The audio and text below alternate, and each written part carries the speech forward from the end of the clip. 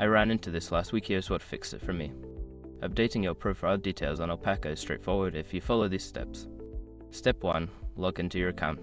Start by navigating to the Alpaca website and logging into your account using your credentials. Step 2. Access account setting. Once logged in, look for your profile icon, usually located in the top right corner, and click on it. From the drop-down menu, select Account Settings. Step 3. Edit your profile. In the Account Settings section, find the Profile tab. Click on it to access your current profile details, where you can make changes. Step 4. Update information. Make the necessary changes to your profile, such as your name, email, or phone number. After editing, ensure you double-check for any typos.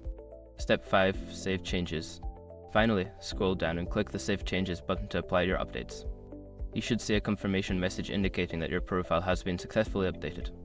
If you forget to save your changes, you might end up with outdated information, so always check for the confirmation message. I hope this helps you update your profile easily. If you have any questions, feel free to ask.